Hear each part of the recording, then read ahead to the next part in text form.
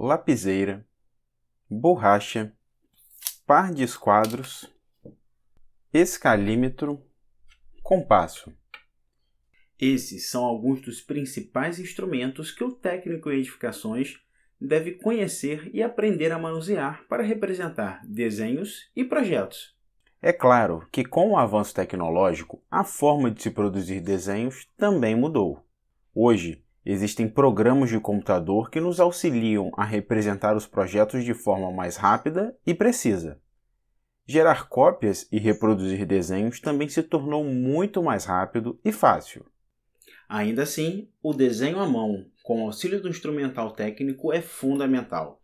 Ele nos garantirá autonomia, segurança e independência para a representação de projetos e transmissão de ideias.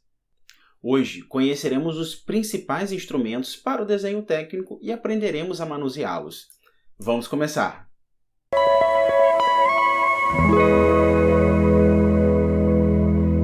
Vamos dar início com os lápis e lapiseiras.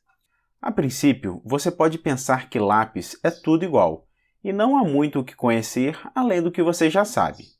Acontece que para o desenho técnico precisamos ser um pouco mais criteriosos. Você já deve ter percebido que existem algumas inscrições nos lápis.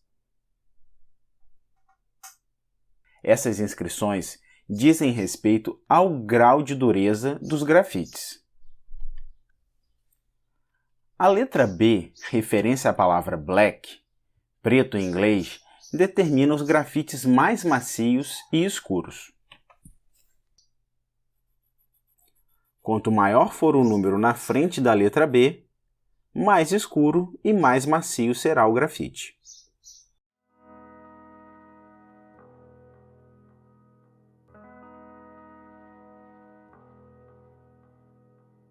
Já a letra H, sigla da palavra hard, duro em inglês, define os grafites mais duros e com traço mais fino. Quanto maior for o número na frente da letra H, maior será o grau de dureza do grafite.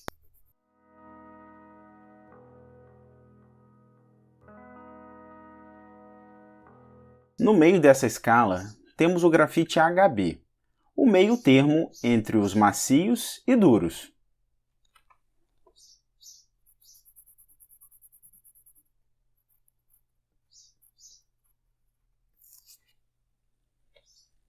Temos ainda o grafite F, sigla para fine em inglês, que em português quer dizer fino. Esses, no entanto, são grafites difíceis de se encontrar no mercado, pelo menos aqui em Campos.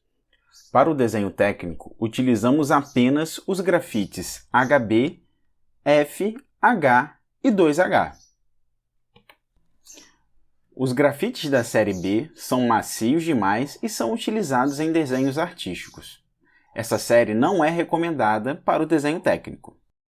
Nas lapiseiras, vemos também a especificação da espessura do seu grafite, além do seu grau de dureza. Veremos mais à frente que as diferentes espessuras das linhas transmitem diferentes mensagens. É importante que o desenhista técnico tenha pelo menos 2 ou 3 lapiseiras diferentes para conseguir diferenciar melhor as espessuras dos traços em seus desenhos. Para realizar o traçado de nossas retas, devemos sempre segurar o lápis ou a lapiseira com o polegar e o indicador e apoiar o dedo mínimo sobre o papel para guiar nossa mão. Devemos também sempre puxar a lapiseira e nunca empurrá-la contra o papel. Sobre as borrachas, é importante que elas apaguem. Parece óbvio, mas algumas borrachas mancham e borram o desenho ao invés de apagá-lo. Em algumas situações, quando precisamos apagar pequenos detalhes, é interessante termos uma caneta borracha. Com ela, conseguimos maior precisão para apagar somente os excessos, sem atingir o desenho em si.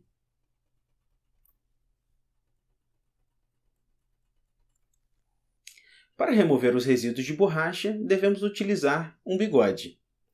À medida com que vamos desenhando, nossas mãos vão se sujando com restos e detritos de grafite. Por isso, quando a utilizamos para remover os resíduos de borracha, podemos borrar ou manchar nossa folha de papel. Por isso, é importante que de tempos em tempos você lave as mãos para evitar sujar o papel. Os esquadros são instrumentos utilizados para traçar retas em diferentes ângulos. Trabalhamos sempre com um par deles. Ambos são triângulos retângulos, sendo o menor deles também um triângulo isósceles, ou seja, que possui dois lados iguais. Sabemos que o somatório dos ângulos internos do triângulo é de 180 graus. No menor, temos então um ângulo de 90 graus e dois ângulos de 45 graus. No esquadro maior, temos um ângulo de 60 graus, um outro de 30 graus e, por fim, um ângulo reto. No par de esquadros, a hipotenusa do esquadro de 45 graus é igual ao cateto maior do esquadro de 30 e 60 graus. Recomenda-se que essa dimensão seja de 28 a 37 centímetros. Pelo número de inscrição do esquadro, conseguimos saber sua dimensão. Neste esquadro, por exemplo, temos o número 2628. O número 26 indica que este é o esquadro de 30 e 60 graus. Já o número 28 determina a dimensão de seu cateto maior. No esquadro menor, vemos o número 2528. O número 25 indica que este é o esquadro de 45 graus. Já o número 28 indica que a dimensão de sua hipotenusa é de 28 centímetros. Neste outro esquadro de 45 graus, vemos o número 2532. De cara, sabemos que esse é um esquadro de 45 graus e que sua hipotenusa possui 32 centímetros. É importante adquirir os esquadros corretos. Existem alguns modelos de esquadros escolares que possuem graduação e arestas arredondadas. Estes não são próprios para o desenho técnico. Outro item que devemos prestar atenção é com relação à presença de rebaixo no esquadro. Para desenhos à tinta, devemos utilizar estes modelos, uma vez que não geram borrões com a movimentação dos esquadros, diferentemente dos esquadros sem rebaixo. Os sem rebaixo são específicos para o desenho com lápis ou lapiseira.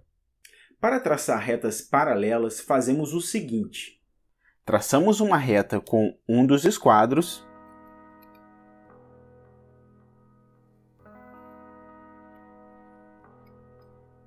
e apoiamos o primeiro esquadro com seu par, formando ângulo de 90 graus entre os dois. A partir desse momento, basta segurar o esquadro de base e deslizar o outro para cima ou para baixo.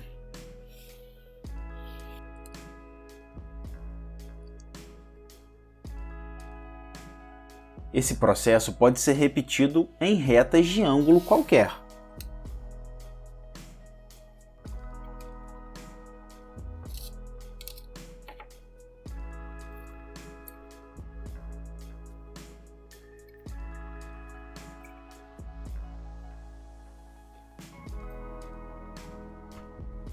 Podemos também traçar retas perpendiculares, ou seja, que formam um ângulo de 90 graus. Mais uma vez, alinhamos um dos esquadros sobre a reta base, apoiamos seu par, formando o ângulo de 90 graus com o primeiro. Aqui, gosto de afastar o primeiro esquadro da reta para conseguir melhor junção entre as linhas. Na sequência, basta segurar o primeiro esquadro e apoiar o segundo esquadro sobre o primeiro, formando então assim ângulo de 90 graus.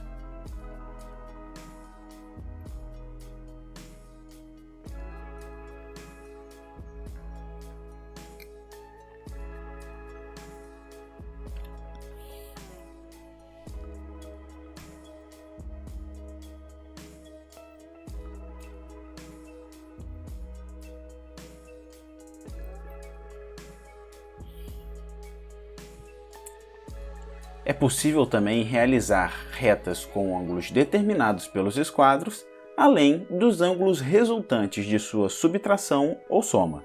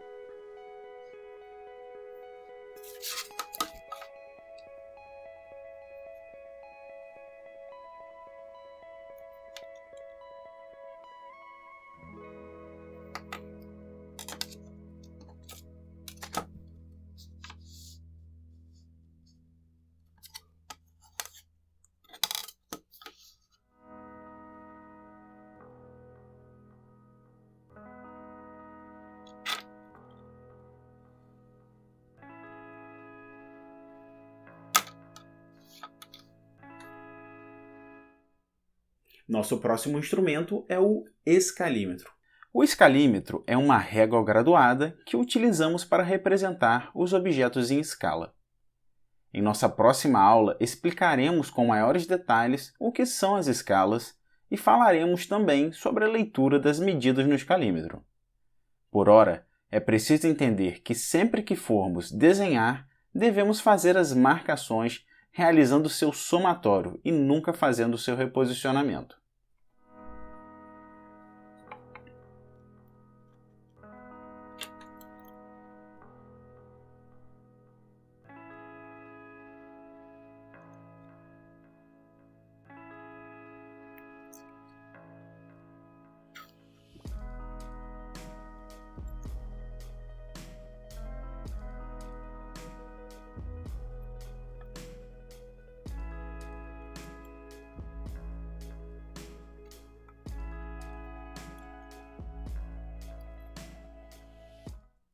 Quando reposicionamos o escalímetro para fazer marcações sucessivas, corremos o risco de cometer erros em cascata.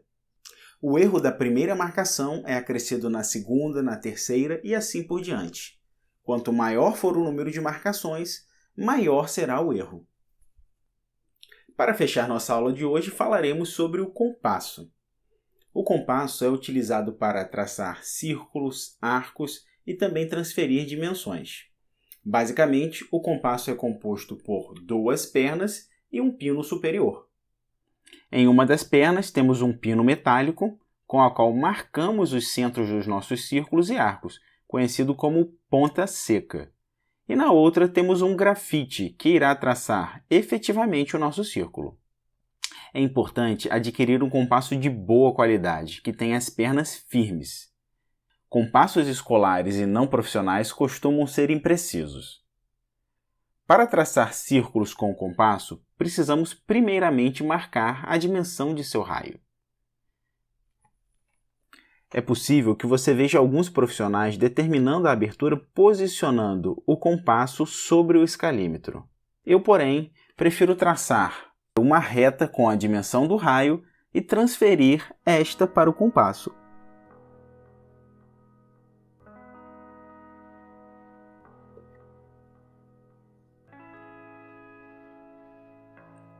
Julgo que este segundo método é mais preciso que o primeiro.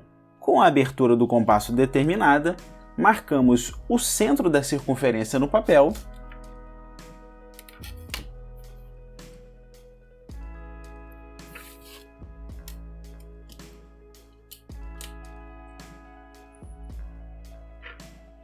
e espetamos a ponta seca sobre o centro. Com a ponta seca espetada, seguramos o compasso com os dedos polegar e indicador, inclinamos levemente o compasso na direção de giro, que é o sentido horário, e traçamos.